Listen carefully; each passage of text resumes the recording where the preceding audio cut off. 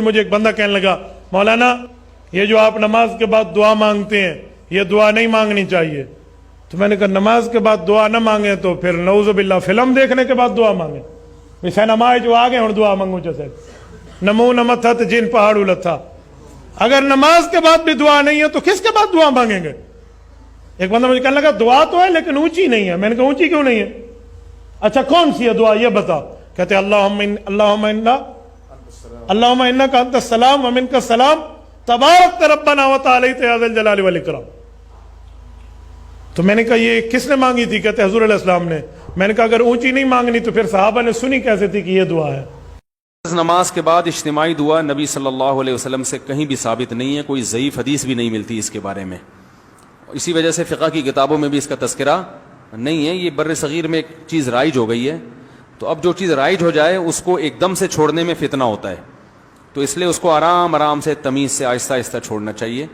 جیسے میں نے اپنی مسجد میں پہلے اجتماعی دعا ہلکی پھلکی کرائی کچھ مہینے، پھر پہلے میں نے آہستہ شروع کی تو لوگ دیکھتے تھے یہ زور سے دعا کیوں نہیں مانگتے، تو ہم نے کہا پہلے سائلنٹ پہ آنے دو لوگوں کو.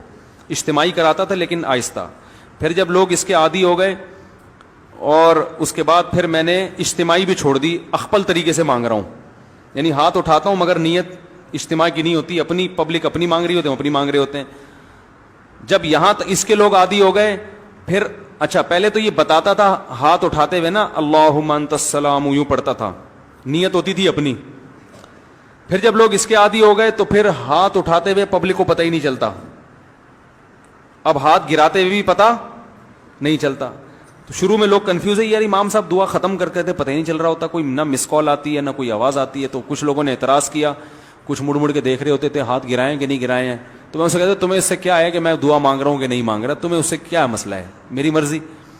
تو پہلے اس پہ اعتراضات ہوئے ہوتے ہوتے ہوتے یہ امام کو باہر نکالو، کسی نے کہا یہ پتہ نہیں کون سا آ گیا، یہ وہاں بھی ہے، کسی نے کہا کیا ہے. پھر جب اس کے عادی ہو گئے نا ابھی یہاں تک آ کے بریک لگ گئی ہے میری. اس کے بعد اگلا اسٹیپ یہ ہے کہ یہ دعا مانگنا نماز کے بعد ہاتھ اٹھا کے کوئی فرض واجب بھی نہیں ہے. تو اس کو اتنا ضروری کیوں سمجھ رہے ہو بھائی؟ جو امام ہاتھ اٹھا کے نماز کے بعد دعا نہیں مانگتا اس کو امامت سے نکال دیتے ہیں. تو اب کچھ دنوں میں اس پہ بھی آہستہ آہستہ پبلک کو سیٹ کرنا ہے کہ اگر امام سلام پھیر کے تسبیح پڑھ کے گھر چلا جائے، دل میں دعا مانگ لے یا گھر جا کے مانگ لے، تو اللہ کی رسول کی طرف سے امام اس بات کا پابند نہیں ہے کہ وہ گن پوائنٹ پہ اس سے دعائیں منگوائی جائیں. لیکن ابھی لوگوں کا ہاضمہ اتنا ہوا نہیں ہے، یہ کر لیا تو نہیں آپ لوگ ہی میرے خلاف ہو جائیں گے. تو آہستہ آہستہ جہاں یہاں تک آ گئے تو اگلا اسٹیپ انشاءاللہ 10-20 سالوں میں وہ بھی ہو جائے گا. ٹھیک ہے نا؟ تو ایک دم فتنہ نہیں کھڑا کر دینا چاہیے، تمیز سے.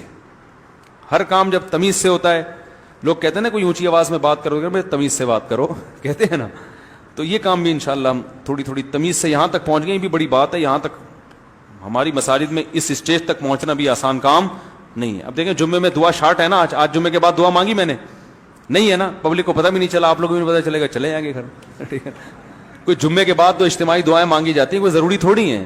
تو کوئی ایک بندہ ایسا بھی ہونا چاہیے جو نہ مانگ رہا ہو، یہ بتانے کے لیے کہ وہ فرض نہیں ہے. جو اجتماعی دعا خطبے میں ہوتی ہے وہ تو سنت ہے، وہ ہو گئی.